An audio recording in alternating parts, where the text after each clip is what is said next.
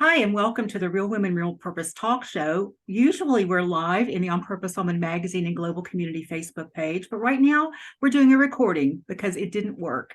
I am Ginny Robertson, one of the hosts of the Real Women, Real Purpose talk show, where we talk with real women who are living their lives on purpose and bringing their unique gifts to the planet. I'm also the founder and publisher of On Purpose Woman magazine and founder of the On Purpose Woman global community. My guest today is the CEO of Brave Healer Productions, Lori Franco, as well as three of the contributing authors to the new Brave Healer book, Love Warriors, The Conscious Expert's Guide to Healing, Joy, and Manifestation. Welcome, Lori Franco, Sharon Josef, Abbie Martin, and Lori Saitz. I'll add that I am also a contributing author to this powerful book. I'm so excited to have you all here with me today. Laura, I'm going to start by telling our viewers a little bit about you. Lori Franco, CEO of Brave Healer Productions, is an award-winning publisher for holistic health and wellness professionals. She has 30 years of expertise in holistic physical therapy, 14 years of training in the martial arts, and her company has published over 50 Amazon best-selling books. She's a spoken word poet, lover of dark chocolate, and has a contagious passion for helping you share brave words that build your business. And you can reach Laura at bravehealer.com.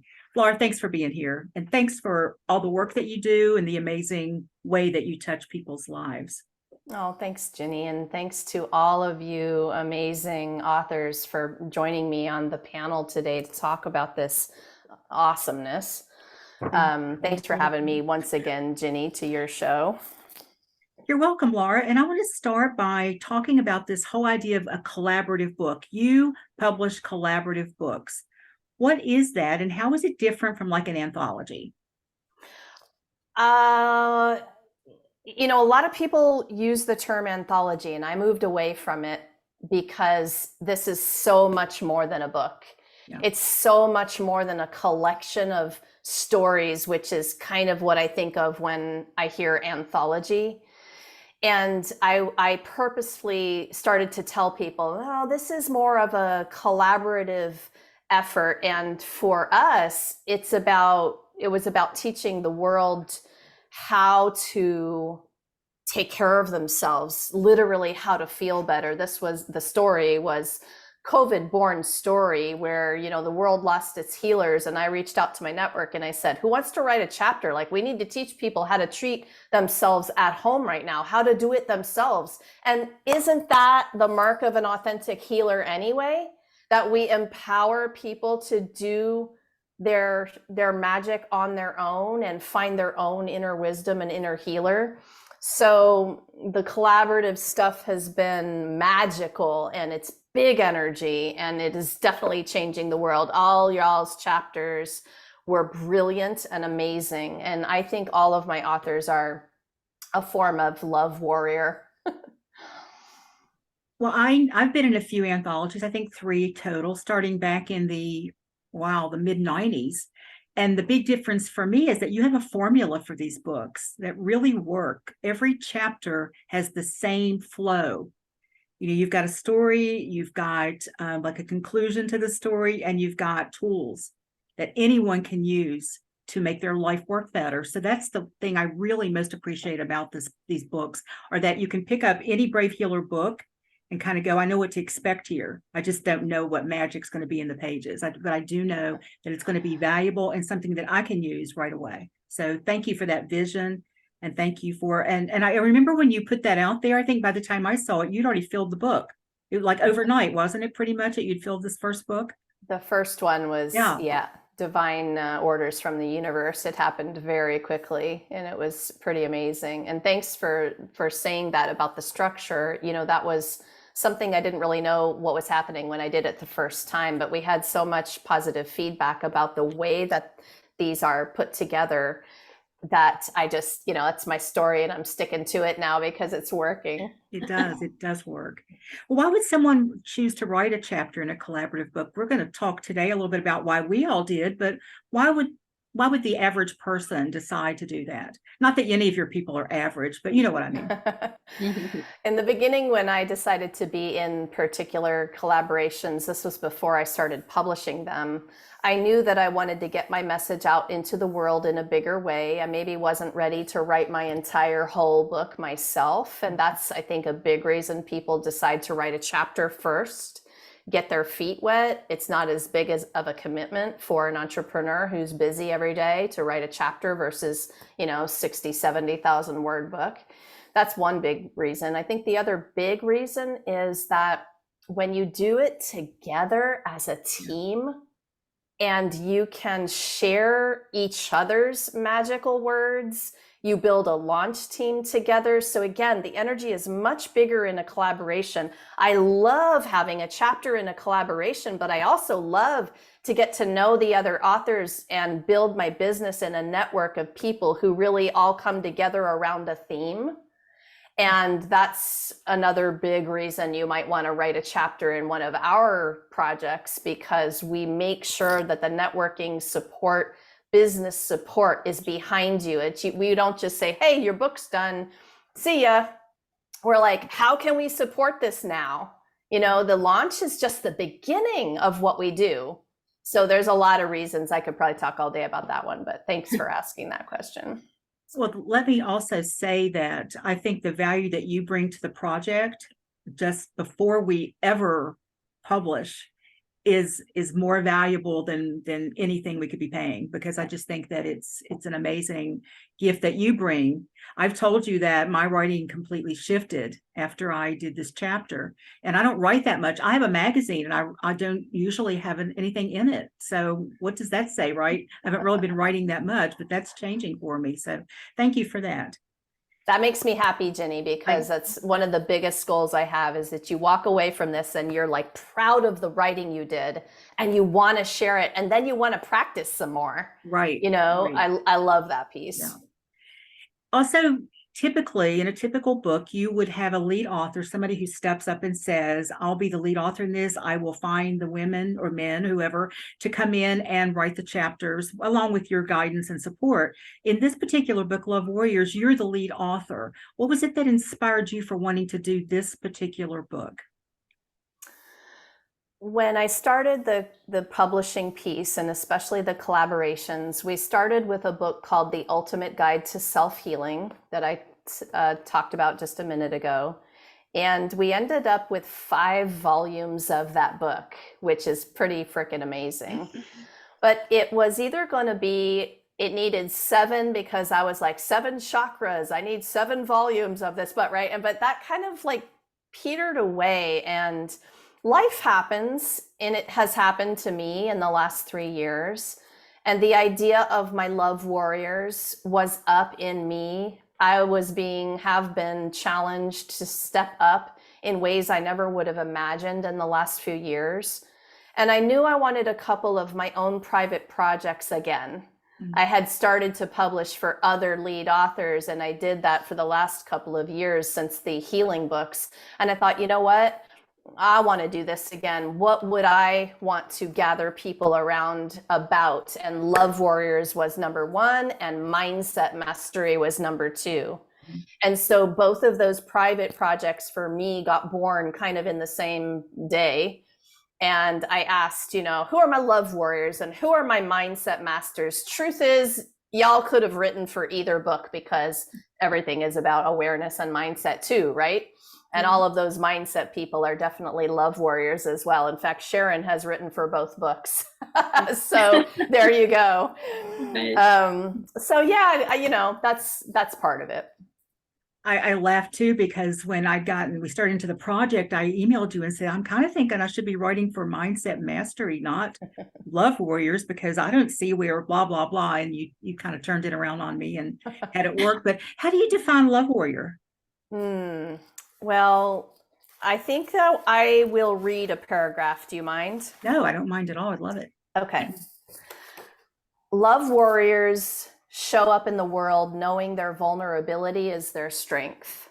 They consciously move into the sacred spaces of their lives, choosing the higher vibrations of love, gratitude, joy, healing, compassion, courage, and kindness. And so when I say they consciously move into the sacred spaces of their lives, that's my Love Warriors posse. They are choosing their moments with a foundation of awareness, and they understand that feeling everything is part of how they are a warrior. And I did get flack for using the word warrior, like actually throughout my whole career. You know, warrior, do you really want to use warrior? I'm like, oh, I think about it differently. I think about it in a space and energy of love. And so that was a little bit about how that was born. Yeah, take that word back, right? Like take it back and reframe it. So who else here feels really special when she reads that and we're in that book, right? It's like, yes, I'll take that. I hope I'll so. accept that. Thank you.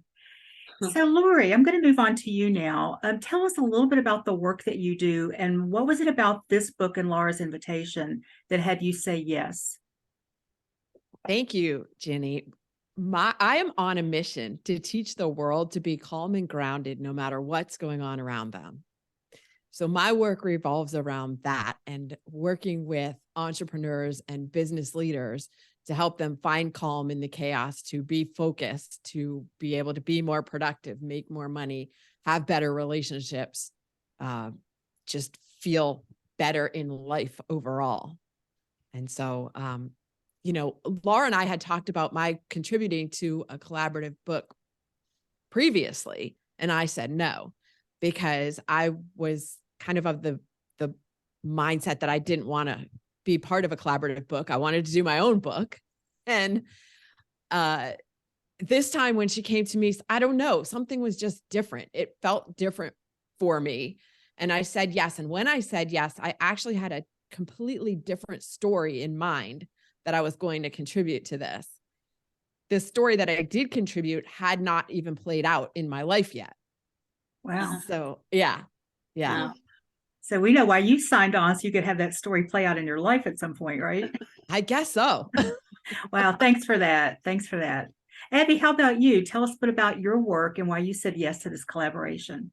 Absolutely. So my whole thing is to offer tools. I blend prayer, I blend witchcraft and energy healing all into these like physical tools that people can take into their life. And so when I got the note that said Love Warriors, it was like it moved through my whole body, if I'm being honest. And I was like, oh my God, I love this. So it's exactly what I wanted to be a part of. And I love the fact that everybody offered a tool after they talked about, you know, stepping into that. So it was very aligned with what I'm trying to put into the world myself. Great. Thank you. Thank you. How about you, Sharon? Tell us about your work and why you said yes. Yeah, so I have been channeling for people for a long time, ever since I can remember. And so my work is about awareness and about accepting each other and loving them in a different place, because we're used to emotions and love being an emotion. But my guides told me it's not an emotion, it's a frequency. Just like, if I can use this, an orgasm is a frequency, right? We don't know where we go when we go there. Same thing, but love encompasses everything. So when Laura asked me, I've already been in a collaboration with Carolyn McGee, which had Inspired Living under Laura as well.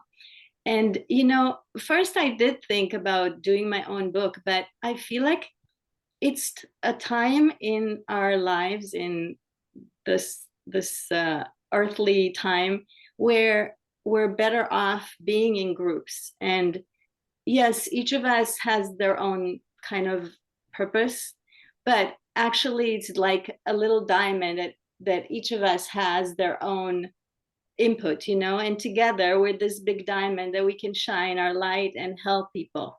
So, and I felt so supported and so joyful in doing the last project that when Laura offered this, I was like, yeah, love, of course, mind mastery, of course, what better than that? So I was very excited to be part of it. Thank you. Thank you. Thank you, Sharon. I commend you for doing two books practically at the same time, right? Yeah, It was I just like didn't a know week or you. two in between when one Right. launched and the other. So congratulations on that. I'm looking forward to that book being available as well. Yeah. So let's see. And for anyone who's watching, there is info in the text about a couple of different ways you can purchase the book or the Kindle version for just $1.99. So check that out. And as I mentioned, I also have a chapter in the book, and it's called Standing in the Spotlight. Release your fear, share your light, make your unique impact. And I guess my core message in that book can be summed up into one couple of sentences, which I'll read to you. It's a piece from the book.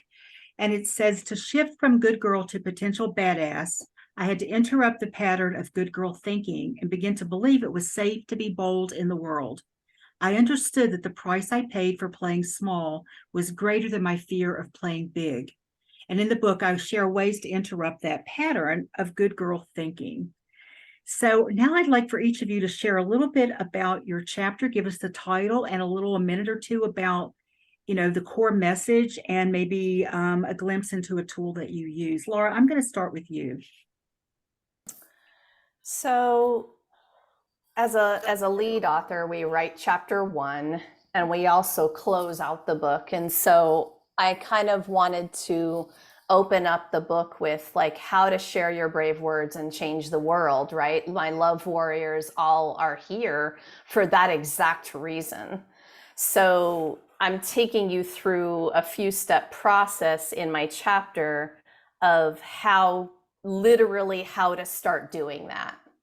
And the thing here in this practice of sharing brave words is you might journal today and that's brave enough for you.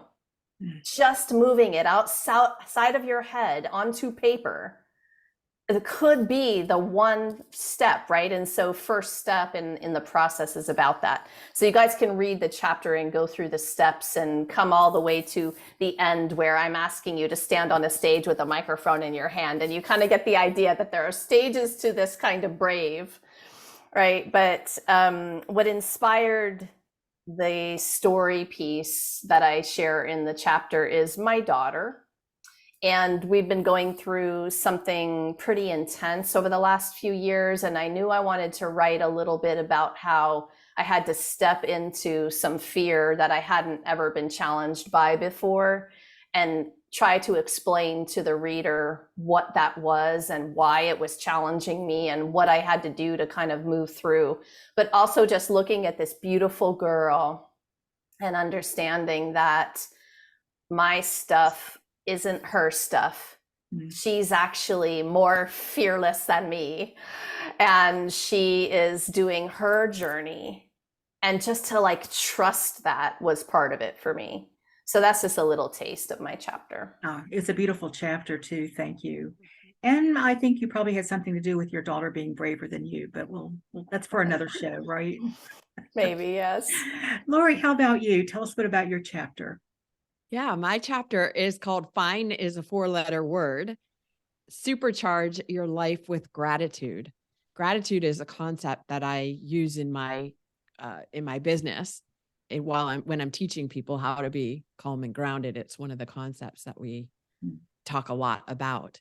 And the story in the chapter is about a month-long road trip sabbatical that I took with my 19-year-old cat. Because I ironically, I guess, I'm teaching people how to use gratitude, and I was starting to lose my connection to gratitude, and found myself like not having any fun, not being grateful, running this business, not getting the results that I would have expected while I was doing all the things. And it kind of, I don't want to say forced me, but almost forced me to go, all right, I'm done. What would happen if I just let go of everything and allowed ease and flow? And that's what the story is about, allowing ease and flow and seeing what happens in your life. It's a great story. Thank you. And just with a show of hands, anyone here ever lose sight of what it is that you're teaching others and have to have that reminder that, yeah. Thanks, Lori. Abbie, how about you? I was like, probably the same reason I wrote my chapter, which was spiritual fortitude and activating the spiritual warrior within. And I wrote my chapter because I wanted to be vulnerable, to really show people. And, like right now, I live in a place where not a lot makes me scared, and I want to knock on wood and be like, don't test me. But not a lot can shake me now, which people are like, wow, but I started somewhere which was mortifying. And like I really was trained from a very early age to live in a lot of fear. And so I wanted to show that it's a process and that it's okay. And it's also okay to be vulnerable and be like, hey, even though I'm teaching it, I've had to go through a lot of that myself. And then I wanted to give a tool, which brings in ritual, right? I feel like we can make our daily life a ritual, a sacred practice. And so that's why I put my tool in there. Thank you. I think it was this wise woman I know named Laura Franco who has said very often, if you want to know who your ideal client is, look in the mirror, right? that they need the stuff that we've already gotten through. And it doesn't mean that we've gotten through it forever. It just means that we probably take less time to bounce back. And sometimes people don't even know that we faltered for a while, unless we're telling them. So thanks, Abbie. I appreciate that. And how about you, Sharon? Tell us about your chapter. Yeah, I just want to comment, on what you were saying, that, heal thyself. We're forever, as long as we're physical, we have to go through these spirals of understanding the lessons and maybe getting them and going through a different layer of it, right? So same here. And my chapter is the vibration of love, how to embody the frequency of love. And what I talk about is how we come into this world knowing that who we are, value ourselves and loving ourselves unconditionally. But we lose it very fast through the environment. But then the environment is a mirror for us to work on ourselves, our inner garden, so to speak. So for me, it is about how to remember to be authentic to myself, to love myself and others unconditionally. But I don't believe we can love others unconditionally. First of all, it's hard being physical and living a normal life, but as close to it as we can come, we need to be there with ourselves first. Because when our cup is fuller, then we can give from it. Yeah. So that's what my chapter is about. And I just give very simple tools to get in touch with our inner self that I've used for many years. And yeah, I keep going through this spiral in different layers. It gets deeper and deeper.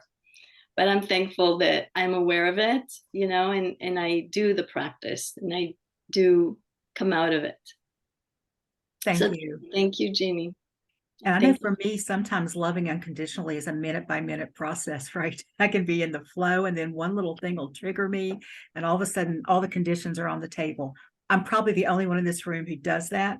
But yet I want to throw it out there that practice can be very valuable. For bringing us back to, for me, it's about what's important. What's important. Do I want to be in love, or do I want to be right? That's usually what it all boils down to for me, So can't we have both? I don't believe I think we probably can if we're wanting to be right about the right things for us, right? Probably can, Lori. Yes. But I don't think it's as simple as that. What was that? I don't feel that it's as simple as right or. Well, it's not. But I just kind of dumbed it down a little bit. Yeah. Yeah. There's many more choices than that. Yeah. Yeah. I thought of another question that I hadn't told you I was going to ask a little earlier, but we've got some time here, and I'd like to know if anybody wants to share. I'm not going to call on you each individually, but was there some big learning that you had about yourself during the process of writing your chapter, or something, a piece of awareness that came through? Some of you have kind of hinted at some of that, but was there something that kind of came through when you went, oh, I don't know if you ever had those moments you go, I thought that was healed and it's rearing its head, or, now I see clearly why that happened, or whatever it was for you. Anybody have anything like that? Great, I have. Abbie, I'm so I glad. can tell really something funny because in my chapter I talk about one of the things that I did was I stopped locking my car door, and I really was, like I mean I didn't keep anything in there, and so like but everybody was like freaking out that I wasn't locking my car door. So while I was writing this chapter, what happened in this chapter was almost 20 years ago. Haven't locked my car doors, haven't had a problem. While I wrote the chapter, my car got broken into. You mean the door got opened, right? It didn't get Yeah. broken into. Yeah, that's true. They did. It was like they took nothing. There was nothing in there. They just rifled through everything, and I just had to sit with it for a minute. And because I told a few people who went into pure fear response, everything has to be locked, and I felt so good because for just a second I went, oh, and then I went, and I'm okay. Wow, that's a And great so story. yeah, Yes. And it would have probably cost you some money if they'd had to break in, right? that's what I say. It was like, okay, check it out. So if there's anything you want that's in here, then you probably need it more than I do, right? Right? That's what I say, but that is not the reaction most people give. No, it And isn't. yeah, It isn't. no. Yeah. Thank you. Great story. Lori, did I see your hand up? Yes. So my lesson wasn't so much in writing the story and what came up for me, but in the editing process, because I sent it out to a few people to read over before I submitted my chapter. And one of my friends said, she said, I would love to help you with this. And we got on a Zoom call, and for 30 minutes, she went through line by line by line. I'm like, oh my God, are you kidding me? And then we weren't finished. She's like, let's continue 2 more hours. She spent with me going through line by line. However, it made it so much better. Okay. So the lesson for me was being open to, because I consider myself a writer and I'm pretty good at editing other people's stuff, being open to her suggestions, because at first I was like, oh, this is just too much. Like, but in the end, I'm so grateful to her for making the effort and spending that much time and really digging into it to help make it so much better. Wow. And I imagine that feels quite personal when you're going through that as well. Like, oh, Yeah. she doesn't like anything that I wrote. Oh my God. Yes. Like, does it really matter that we're changing this sentence to that sentence? I mean, in the end, congratulations on sticking with that. Thank you. Sharon, did you think of anything? Yes. And for me, the lesson is not done yet, because the writing of the chapter plus some breath work that I was doing, I don't know, it just all of a sudden I saw things that I haven't seen them before. I've been married for over 30 years. So I'm used to just being a peaceful, all accepting person. But all of a sudden I realized, oh, wait a minute. I need to be very real with myself. It doesn't always come together, like you were saying. I need to figure out, and well, while I was doing it inwardly, it showed up in a big way, and I'm still working through it. I have to say, I'm not at the other end yet, but it definitely created a big wave from the whole thing.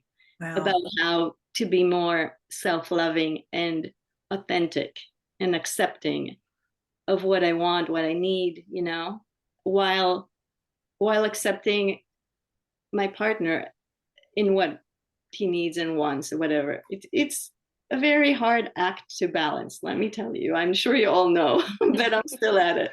Yeah, I've been 30 years myself. So yes, absolutely. Absolutely. Yeah. Laura, And do you have anything? Oh, I'm sorry, Sharon, were you finished? no, sorry. I just said that it created, because I didn't really want to look at it. It created this reaction in my body where I was scratching my skin off my left arm, which means it's from the heart, feminine side.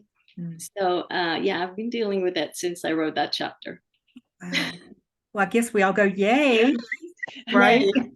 Yeah. Riding the wave, eventually the wave will calm down and things will be even better, right? Absolutely. Yeah. Mhm. Laura, did you have anything? Well, I love that you asked this question. what I wanted to say about it is that the process of being in our projects is exactly this. It's a healing process. Mhm. And whether you know that going in when you sign up or not, is one thing, but you dive into the project and you begin to write your story and you move through things, and it's an awareness process. And if you're open to it, you can have life-changing moments in the process for so many different reasons, like you just heard several here.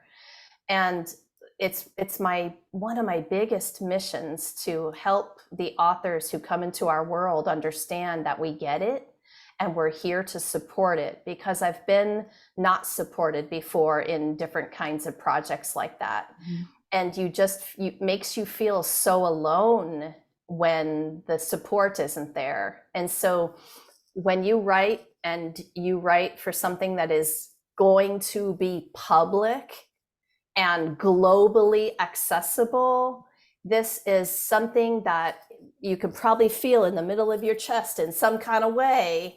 And it's really, really good to understand that you're not alone, and hopefully you aren't alone in the process, right? And so thank you, ladies, for telling me those little tidbits about what was going on for you, and as you're still moving through, as Sharon said, because sometimes that's the thing. It starts a process that continues. And I am so grateful to get to play in the sandbox with master healers every day who get what I'm talking about right now, because I never have to do this alone ever again. It's always my choice. I can reach out to one of you and say, oh my gosh, this is a bad week.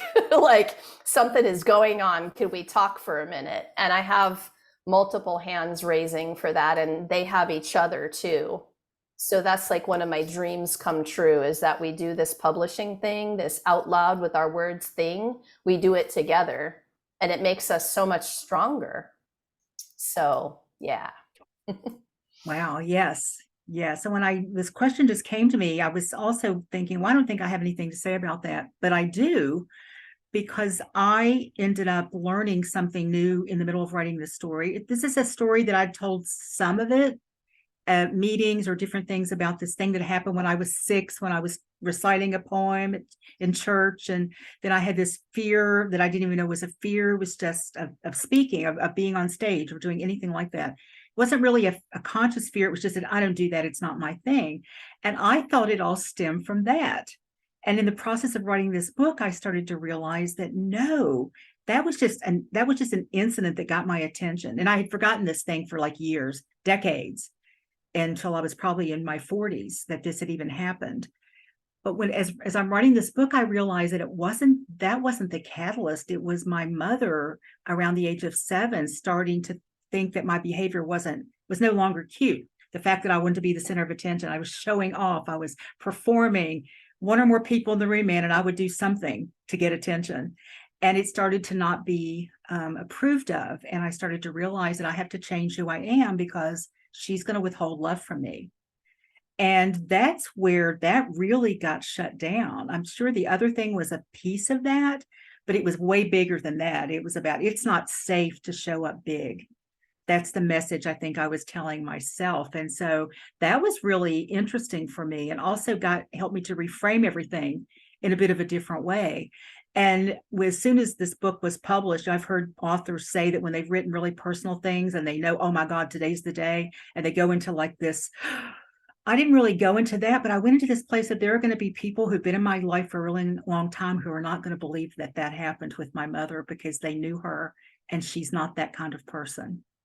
And I don't know if anybody else has ever had that experience either, where they're probably not going to believe it, or they're going to question me. And do I need to defend it? Does it matter? No, it doesn't matter really to me any longer. I mean, she's been gone for a long time, but it was just interesting that those thoughts were coming in, that I would somehow have to defend my position of something that happened to me. So, yeah. Any thoughts about that, anybody, before I move on?